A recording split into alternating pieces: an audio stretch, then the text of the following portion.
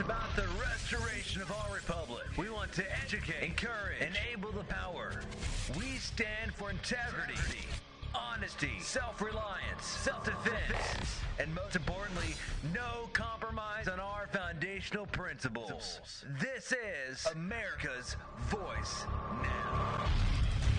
Find America's Voice Now on Facebook and at americasvoicenow.org. Here's Michael Evans.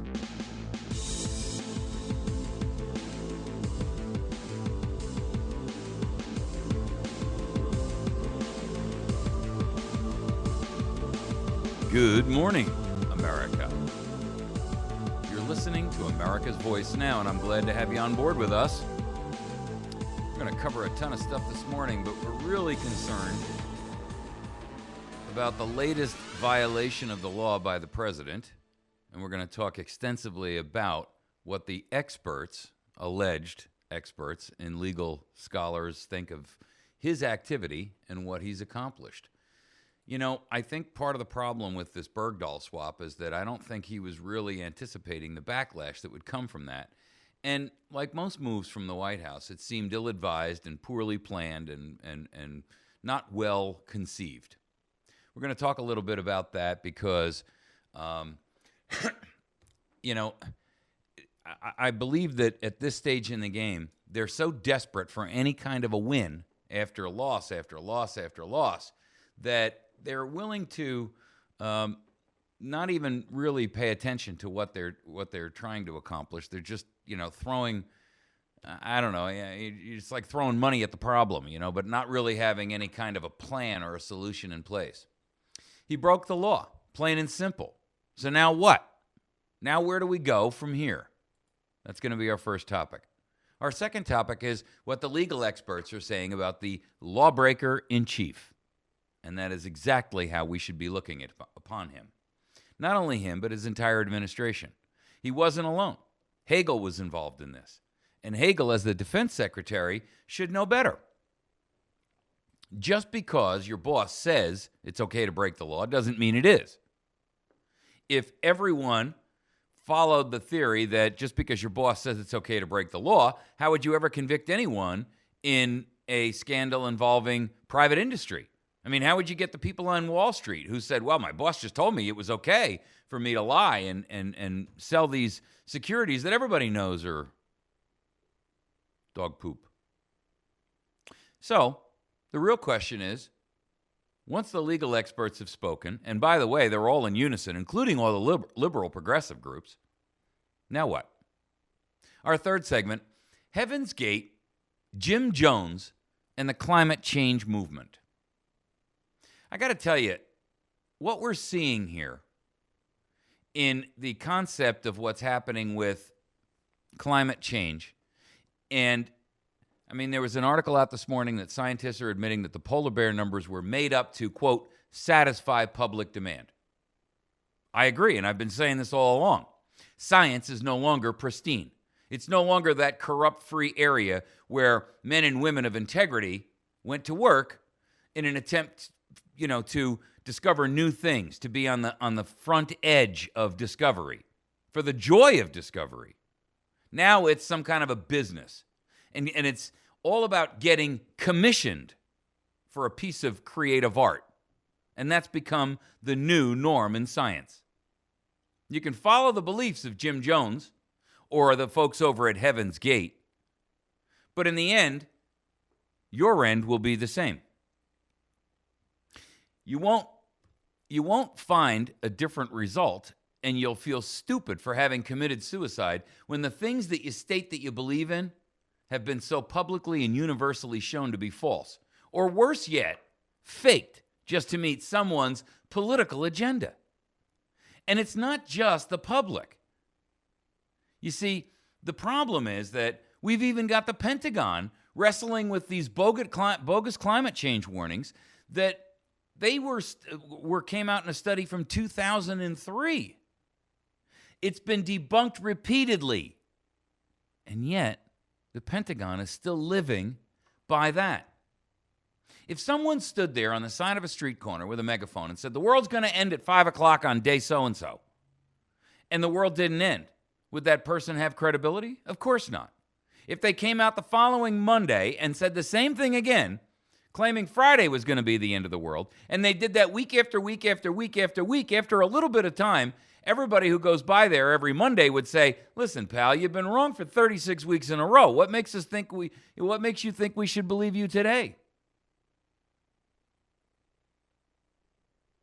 In fact, it's gotten so bad that a Daily Beast columnist put out an article where the headline is actually, Obamacare's EPA coal plant regulations are Obamacare for the atmosphere.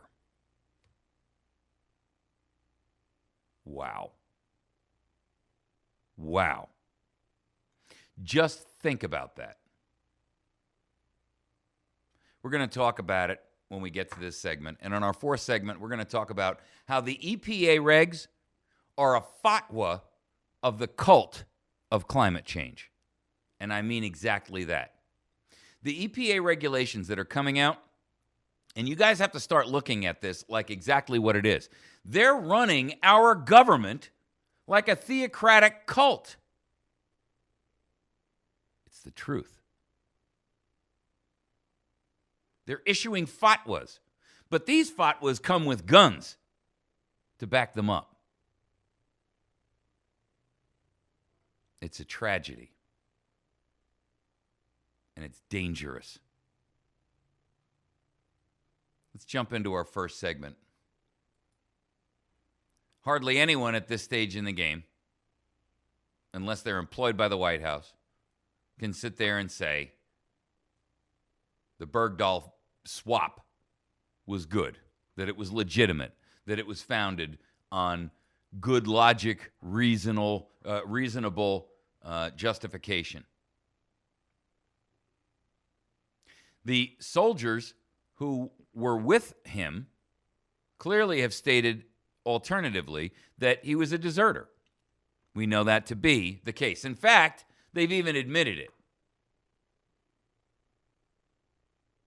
They're hiding him from public view. I don't think they anticipated the backlash their actions would have. In fact, according to the New York Times, he left a note that explained the desertion and what he was trying to accomplish before he went AWOL and split.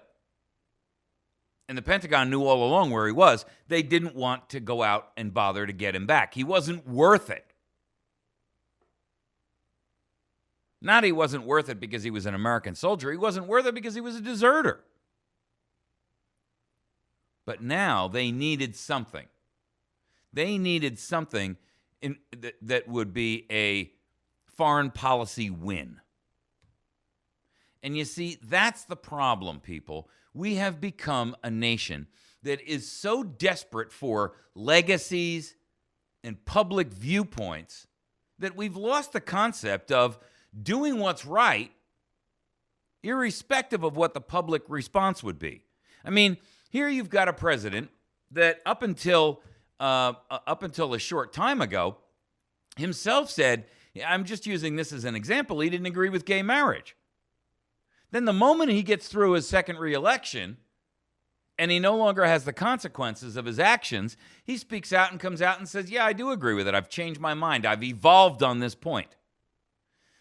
You see, look, the truth is you don't change lifelong positions overnight. You're either were lying to us before or you're lying to us now for political expediency, but it can't be both. Either you were lying to us when you told us that you didn't support gay marriage because you really did, but you knew it was unpalatable in the United States of America, or you're lying to us now. But it can't be both. But political expediency is not why you make a move and release five, not to mention the 5 released months ago, just as an ante to set the table for a negotiation. So you don't release 10 Taliban big guys to get back one deserter. I mean, this kid wasn't even listed as a POW. So he wasn't a prisoner of war, which shows Jay Carney to be a liar as well. He came out and said, oh, he's a prisoner of war. He wasn't a prisoner. He wasn't listed as a prisoner of war. Now, the truth is, what Barack Obama has done here is a violation of the law. It's an impeachable offense, in fact. And that's not me stating that. That is the word of many legal scholars who have looked at this.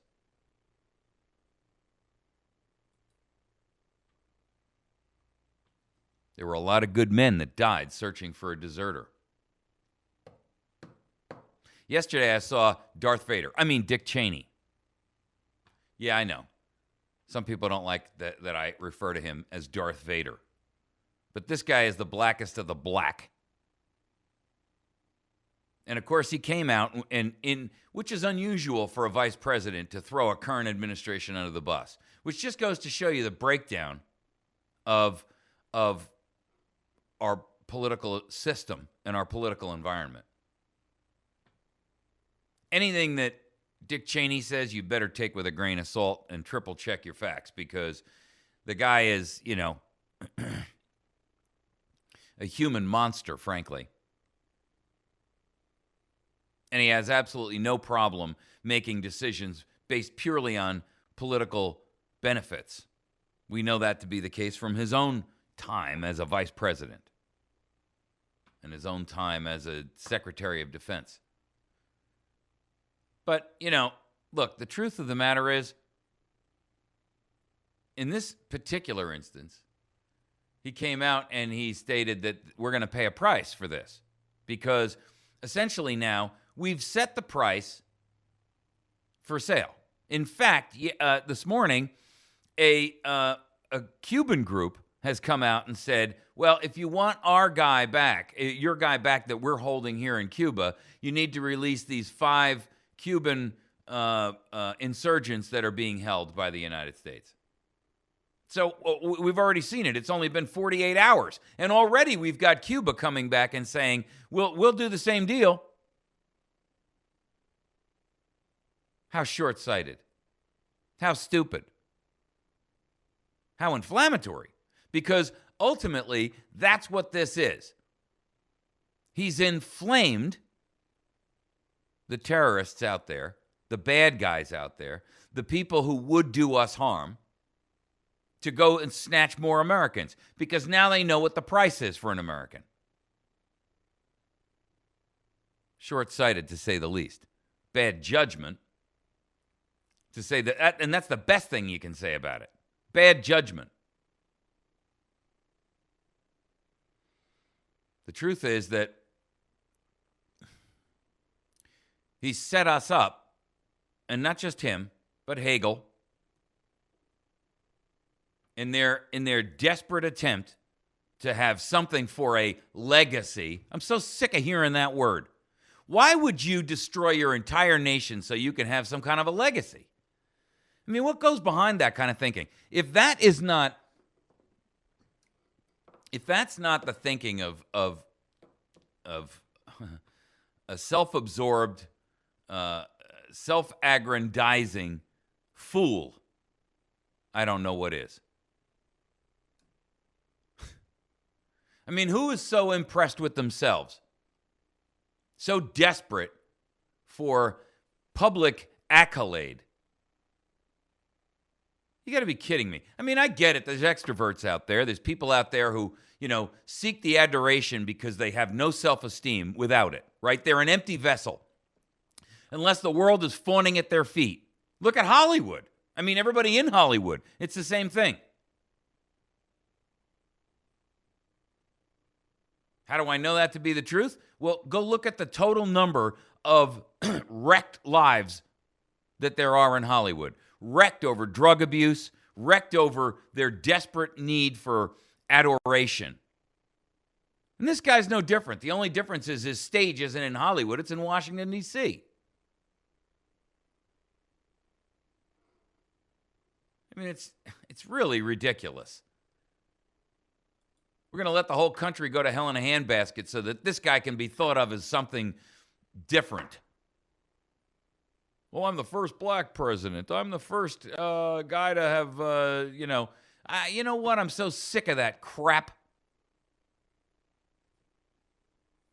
What we're going to remember you for is the first faithless, law-breaking, traitor, banana republic dictator that ever got a hold of the crown and the throne.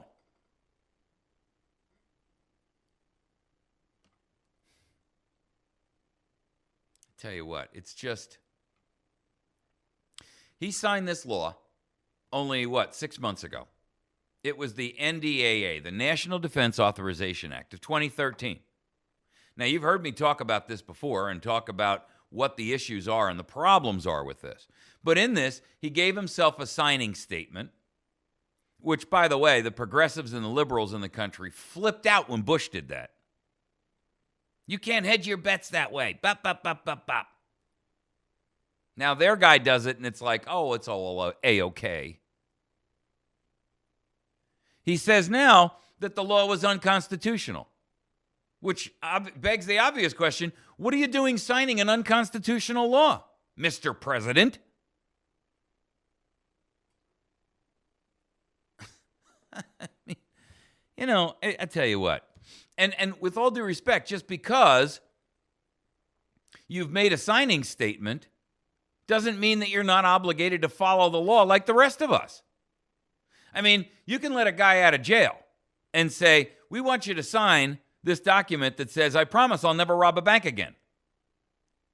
But if he does do it and then he robs the bank, that doesn't give him the right to stand up and say, well, see, I signed the signing statement. I mean, you got to be kidding me.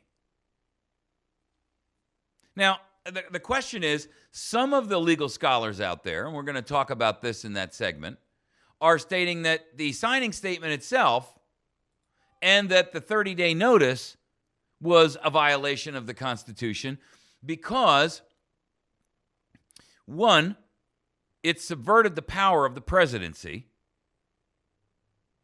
and that Congress should never have put the law together.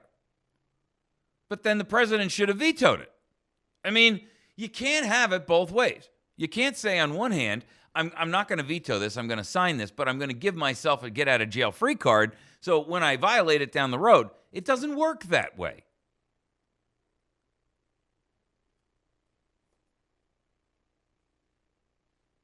Even the White House is coming out and saying, we didn't think it was going to be this controversial. Or at least elements within the White House, who, of course, want to remain unnamed because they fear they'd be crushed by Valerie for turning against the administration, their boss. They thought this was going to be like the betrayal that Reagan did to get the Iranian hostages back. What do I mean by the word betrayal? What, you didn't know that we released $8 billion? I'm sorry, $8 million, excuse me. You didn't realize that we released that money in order to get the people back from Iran back in 1981? Well, that's on you for not knowing that. See, a lot of people say, oh, man, that Reagan, he just scared those Iranian. He didn't scare anybody. He bought them off.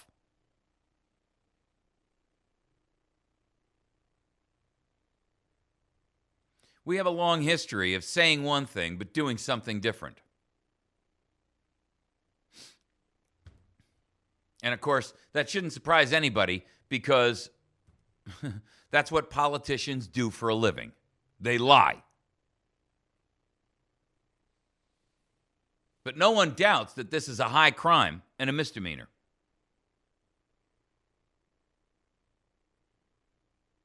Here's the biggest problem that we've got with this, and I'm going to wrap with this thought, and then we're going to talk about what the legal experts are actually claiming in our next segment.